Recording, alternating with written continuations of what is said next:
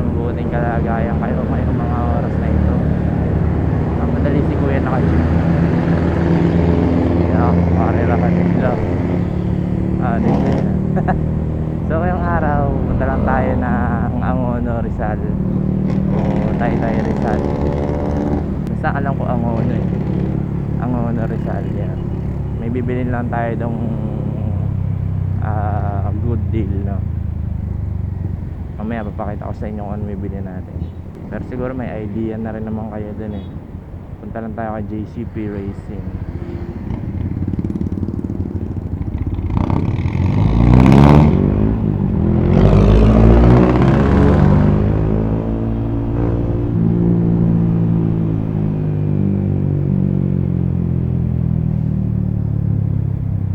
Wala pala silang tuning pag Sabado, kaya ngayon na tayo pupunta. Chat na ako pero yun nga, yun yung sabi. Sana'y maayos ang ating maging transaksyon.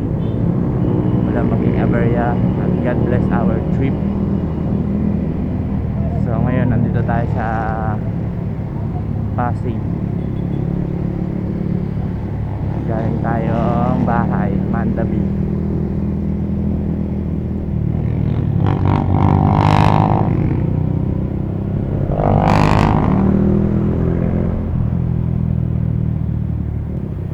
Diretso lang naman to. Sakyan dito ipapatanggal lang natin yung namumutok-mutok sa ating sa ating tambutso. So AFR lang naman, wala man tayo ibang gagawin kundi magpa-ayos ng AFR. At ako iniinis na sa putok-putok nya, baka makasira pa to ng makina natin pagtagal ng panahon. So agapan na agad natin, no? Dami rin palang sasakyan dito no?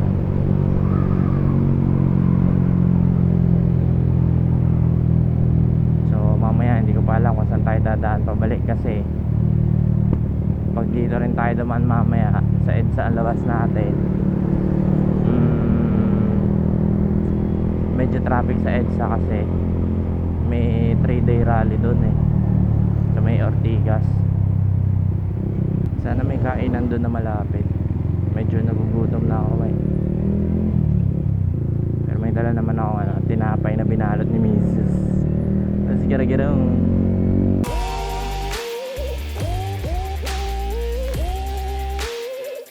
So ang open nila ay 9 AM pa, pero inagaan na natin. Umalis tayo sa bahay ay 6:30. Kaya sana mauna tayo doon. Pinag-iisipan ko pa kung kung papatabasan ko tong shifter ko na para umangat, para ma-mount ng maayos yung tambutso ko, kasi minsan kasi umiikot siya pag napipingkot yung bracket, naikot pa bango naman ang Angel's Burger, amoy burger. So habang nandito pa tayo sa Maynila, sulit-sulitin na natin itong mga ginagawa natin na to, kasi pagbalik natin ng Batangas medyo mahirap na humanap ng mga ganito malayo. Maraming dito maraming access, maraming pyesa. Pero syempre ipon-ipon tayo, alangan namang puro pyesa lang tamang chill ride lang tayo mga friends. May pala, may GPS palang Google Maps nakalagay dito. Yung 57 sa speedometer ko, 45 kilometers per hour lang sa GPS. So pwede pala tayo mag-tune dito pagka na itotono natin ng maayos yung GPS, yung speedometer natin, itotono natin sa GPS ng Google Maps. Kaso parang maganit yata ito hanip na yan, daming busina. Hindi na nagsawa magbusina ng mga tao.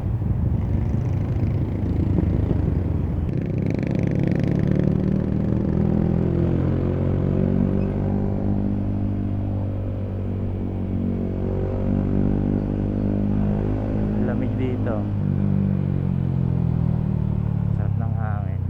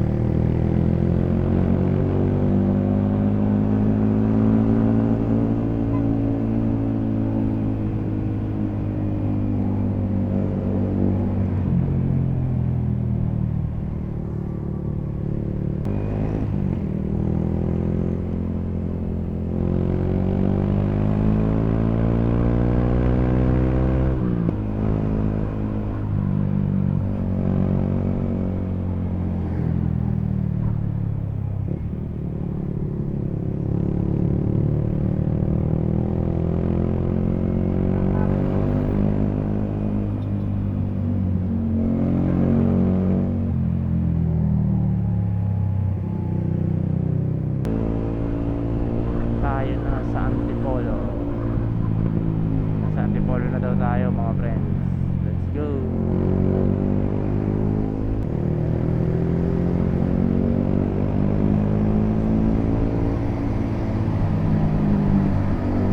Sarap dito, lamig ah.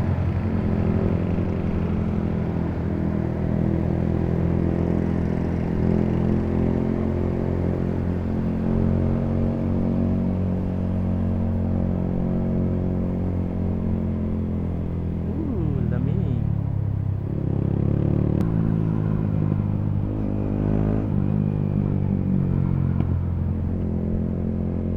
Hanep na yan, pamutok pa.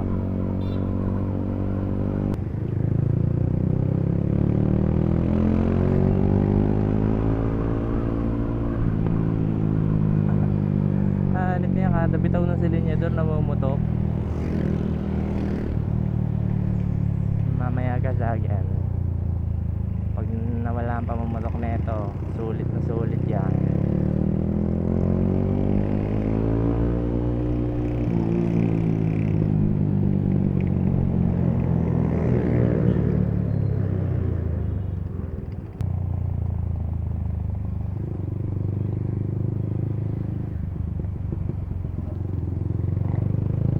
Malapit na tayo mga friends, 8 minutes na lang, nagugutom na ako.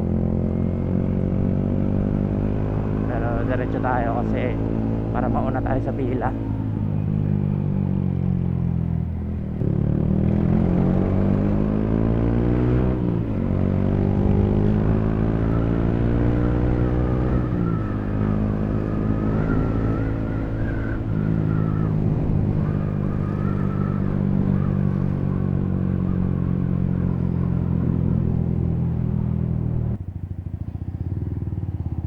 Malapit na tayo mga friends, so 1 minute na lang. Street jeep yan.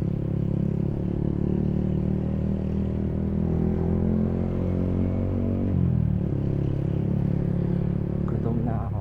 Marami naman sigurong kainan dito eh. Kaso po parang puro sarado. Hanep. Ba't puro sarado? Sa kanan pala. Ay, ay. Yak, namumutok na.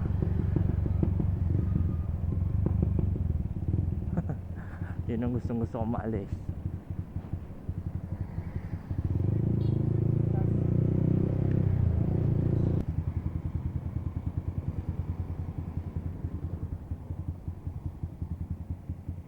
Ah, ito yata. Ito ba?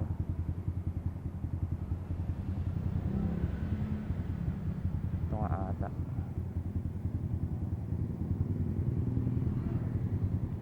Ito nga ata.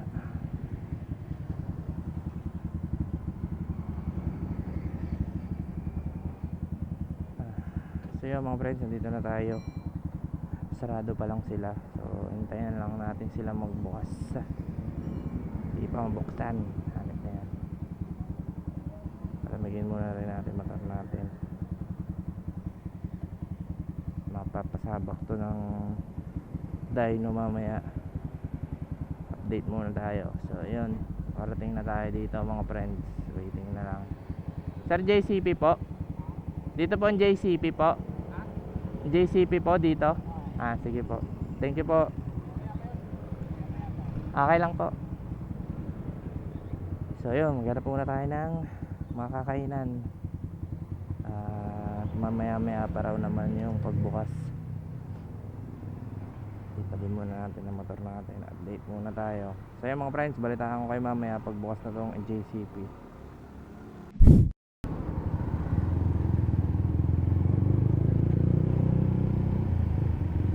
Para daw magawa na. Tapos i-tune na lang yata doon ang tanukan eh. Babalik na lang yata dito para ma-tune. Let's go. Open na daw kasi doon eh. Mamaya pa yata si Sir Cloyd dito. Kaya dito tayo pinapunta sa kabila.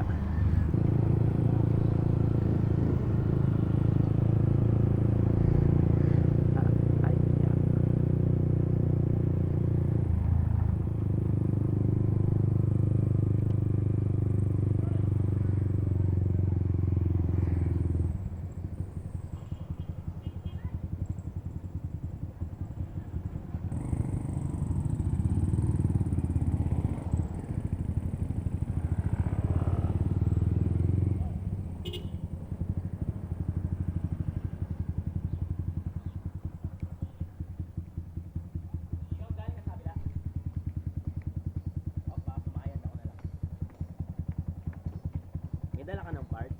Wala pa boss. Ano sukat kakabit? Kahit ano lang, 32mm lang. Stock lang naman yan boss eh.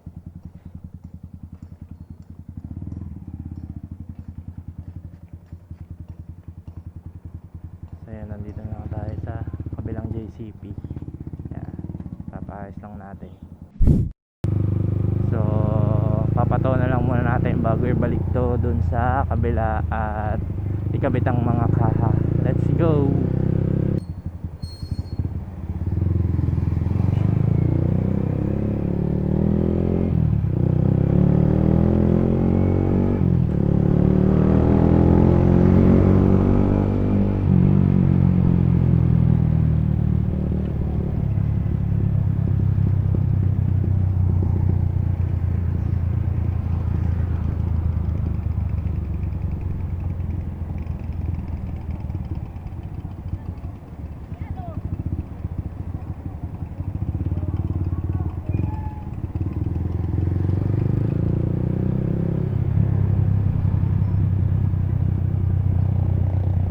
Hanep na yan, naka-open TV tuloy tayo ngayon. Panis ka boy. Let's go, dito na tayo.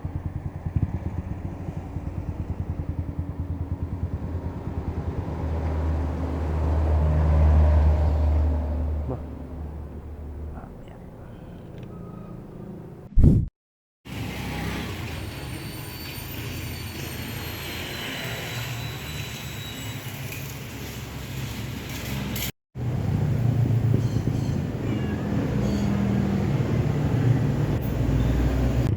Ang tawag doon, papakabit na natin yung kaha, tapos papatabasan na natin yung shifter para maipasok natin tong replica pro ng maayos.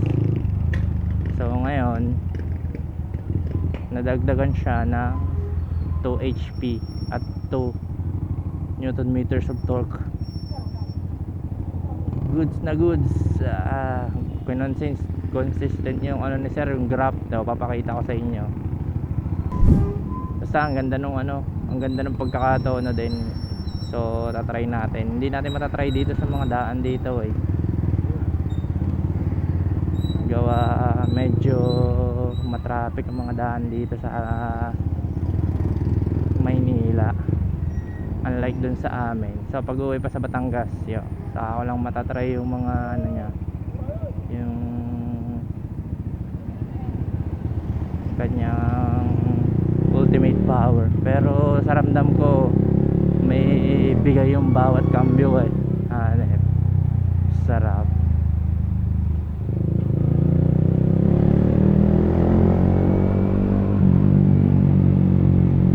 At most importantly, nawala na yung kanyang putok-putok.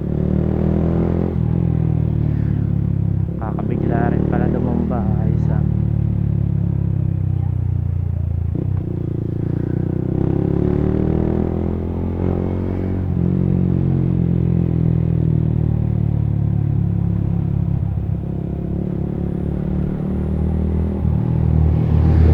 Oo, nawala na yung putok-putok niya. Sarap. Saan nga ba yun?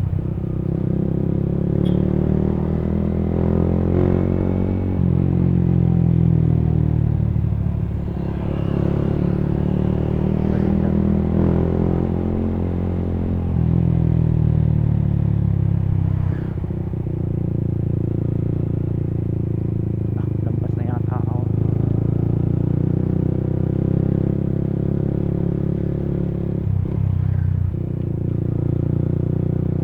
Saan na yun?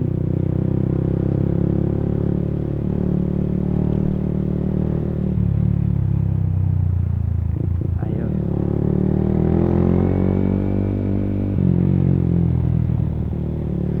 Ba? Tama ba? Dito ka.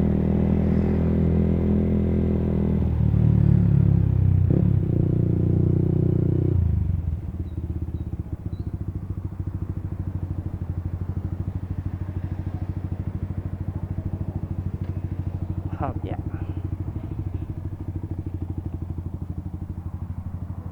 Dito na ulit tayo. Papakabit natin ang kaha. Dalawa? Plus 2. Ah. Yun. Oh, grabe oh. The Gradient.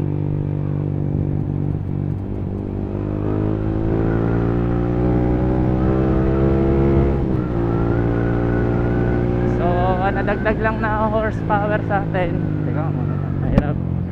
Nadagdag lang na horsepower sa kanya is 2 lang naman, pero ang ganda nung mapping. Grabe, ganda ng view dito. May ganito pala dito.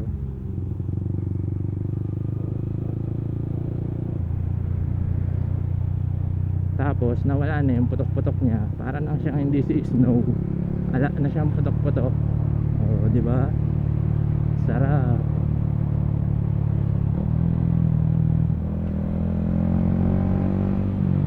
Kaso naka-open throttle ba? Ay, may nakalimutan ako.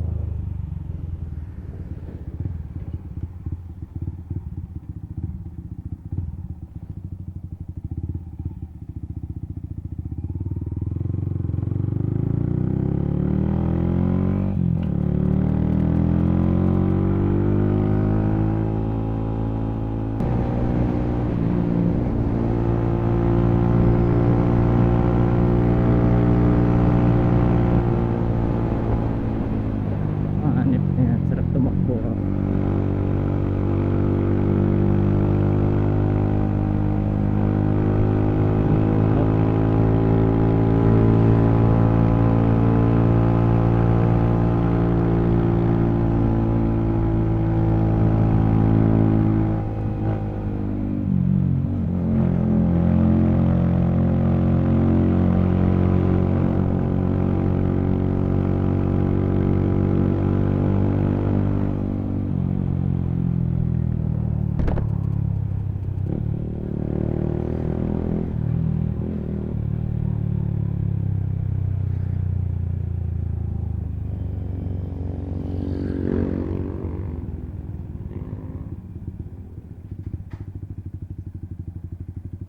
Nakalimutan ko pala yung airbox.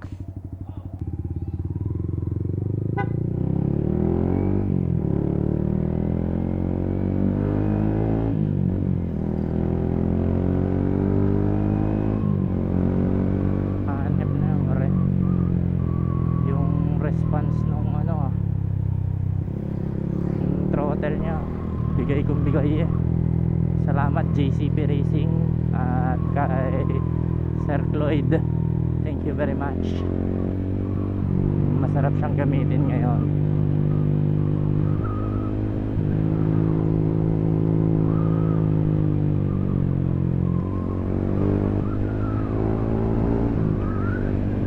Hanip ang alog na ang alog ng daan ah.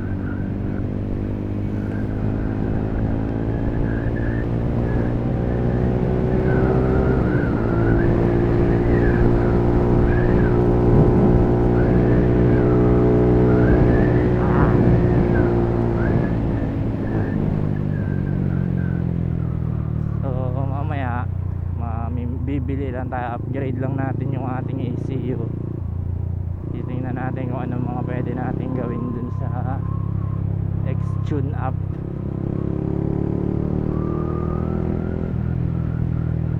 Sarap pala pagka naka open throttle body ah.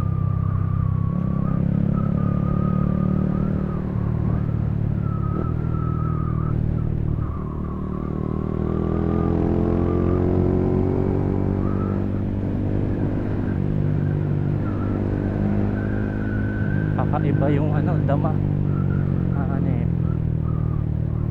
Medyo nakakatakot siya. Natakot no. Nakakabigla minsan. Grabe.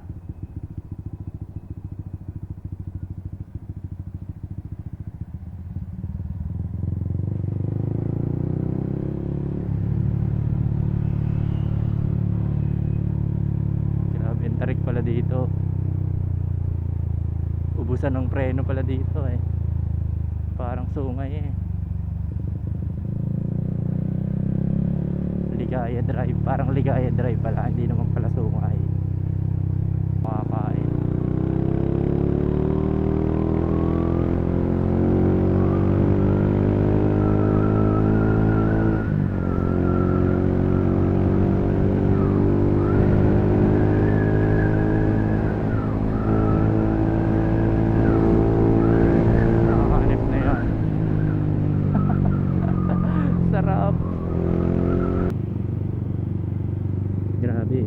makapagsalita sa nararamdaman ko.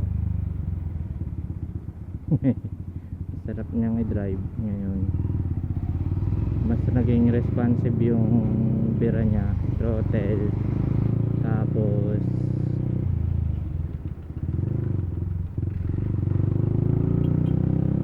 mas gumaan yung takbo, pare. Iba, ay iba. Walang masabi si boss.